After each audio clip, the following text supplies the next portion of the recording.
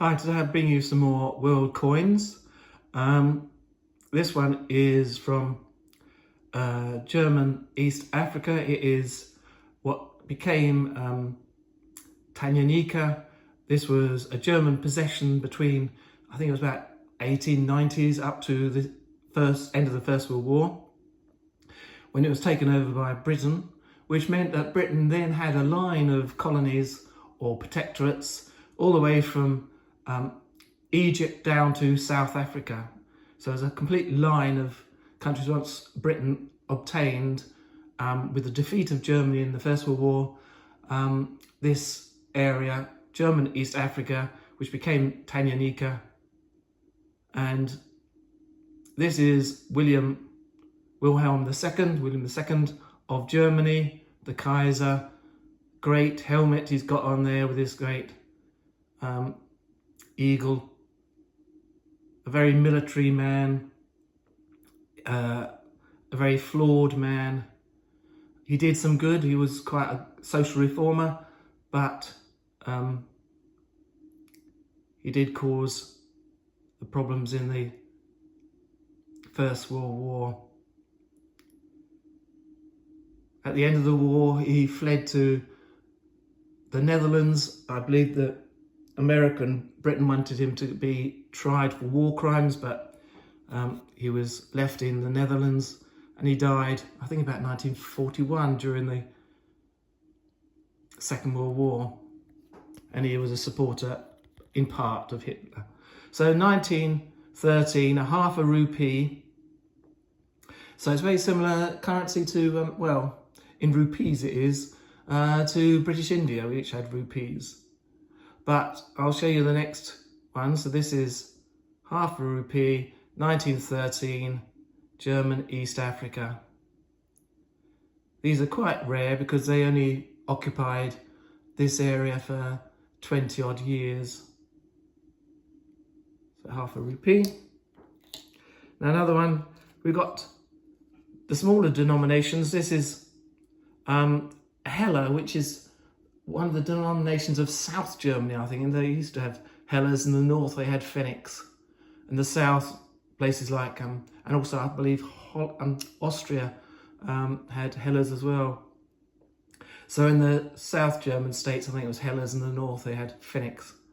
So this one is 20 Hella. It's a copper one. There is copper and bronze, I think, of these, and there are different types, because this one has got, if you see the L, they just flick up, but you've got curly L's as well in some of them. So there are different types of this coin. 1916, so this is near the end of the German occupation of this part. Got crown, 1916. DOE, I think that is Deutschland, Ooster, must be East, and then Africa. And then we got another one, German East Africa, and we got, this one is, I believe it's a, yeah, you can see on the top there, it's Deutsch Oyster Africa. 1907. And I believe this is one Hella. Yeah, one Hella.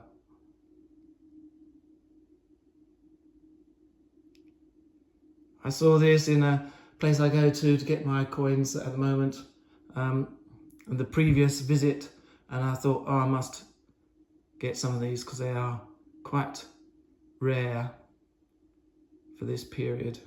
But this eventually was taken over. I believe this and the other area that Germany had in Africa was the Cameroons. I think we took the Cameroons over as well. Here we've got one of Cuba, 1949.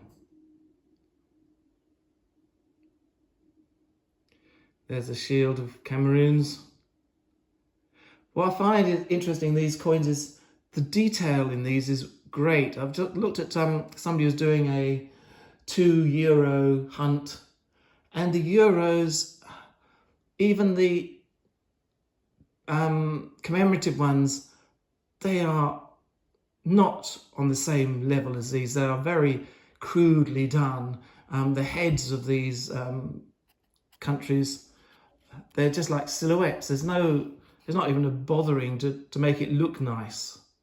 It's just very, very basic, really.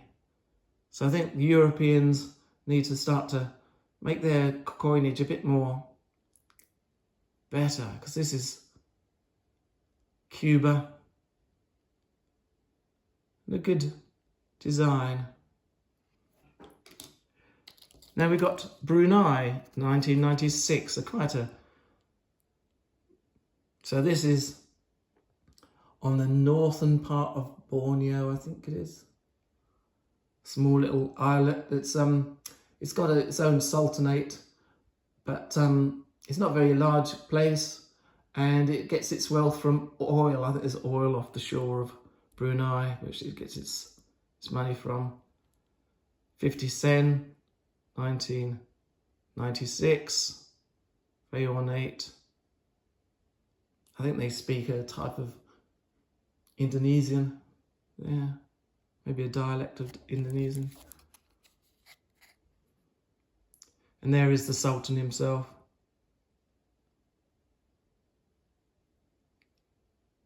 You can see the detail in this, and you look at the detail on a €2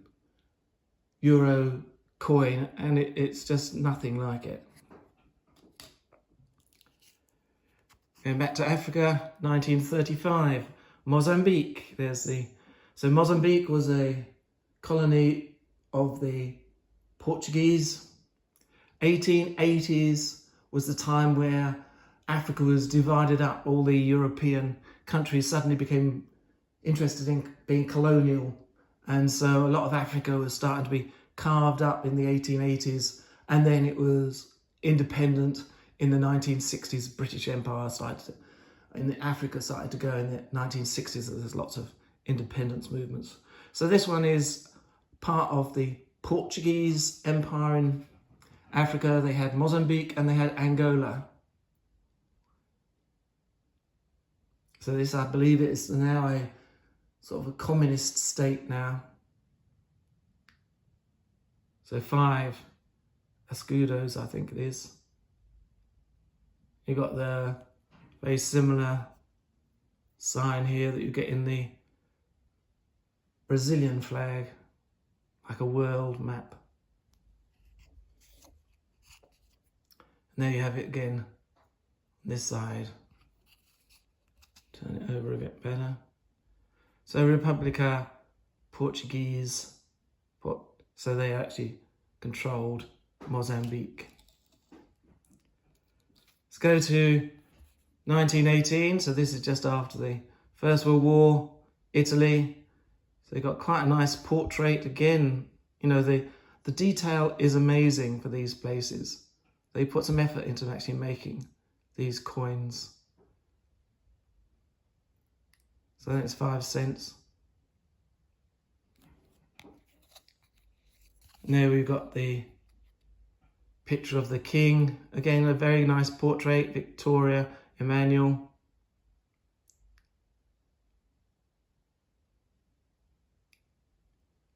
So that one is Italy. Let's go across again to Asia, to Macau. Again, this was a Portuguese territory. It was 1952. It's very famous for being and still is, being a casino town. So it's like Las Vegas of the East. So again, you've got the Chinese symbols. And even when you go to Macau now, it is a special territory, a bit like Hong Kong. It's part of China, but has a special relationship, though that special relationship is chipping away bit by bit. So these were trading ports. The British and the Portuguese used these as trading ports to trade with China. And so even if you go to Macau today, there's still signage in Chinese and Portuguese. So they're probably their second language is Portuguese. And there you got it on the other side. Again, a sort of a very Portuguese type emblem. Now this one, I showed you an earlier one. This is a smaller version. This is Kwangtung. So it's at the end period of the Chinese Empire. Very lovely coin, because this one I didn't have enough money last time when I was getting them. I bought the other one, I think it was for £10, but I asked him to put this aside because I wanted this one as well, because the detail, again, it looks so crisp and so lovely, and it's all sort of silver. For that period, when you think it's over 100 years old, it looks like it's just been, well, I hope it hasn't, just been manufactured. Again, you've got this beautiful dragon, because in the East, dragons are seen as emblems of good, while in Britain you've got St. George and the Dragon, where the dragon is often seen as evil. And in Britain and in Europe, the dragon tends to be on 4 foot, so it sort of looks like an animal, while in Chinese and Japanese, it is much more like a snaky thing. But a very beautiful, again, picture of a Chinese or Japanese. This one's Chinese, but Chinese dragon. Then I've got some Empire German coins. I got these because they're quite cheap and just to fill in, because I'm trying to fill in everything from 1950 to, I think it's about 1960s. Sorry, 1850s to 1960s. So that's sort of 100 years. Trying to get as many coins from that period as possible.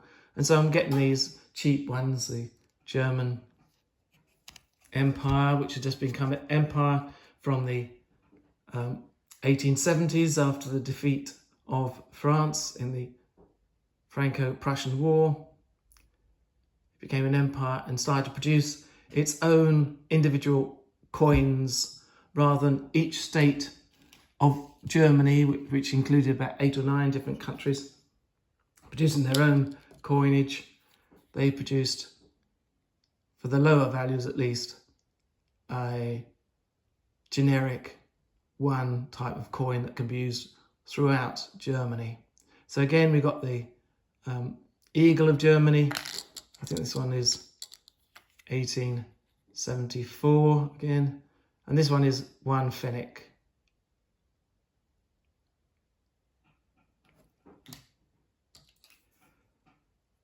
Again, we've got the eagle. I think there's 2 types of eagle. There's a big eagle. I think this is a big eagle. And a small eagle. So I think this one's a big eagle, which is a bit later. So that's 1 Pfennig. So when you see it against this one, I think there is the difference. So that one, you can see the eagle goes right to the edge. Well, this one, there's a bit of space. So the eagle's feathers go right to the edge, while here, there's a bit of a space between the eagle's feathers and the edge. Then we got the 2 as well. So you got 2. And this one, I think, has got the small eagle on it. And this one is a 2. Oh, this one's a bit slightly different age. So this is a 2 as well. Haven't got the 2 for that other one.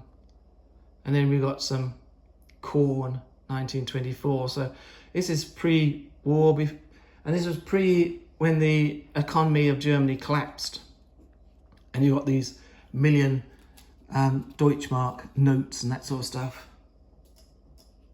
So this is British East Africa, 1942, so during the war.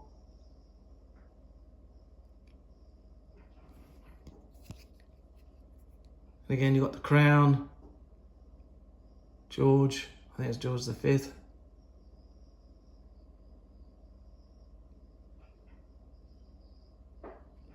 And I'll finish today with just this one of Panama,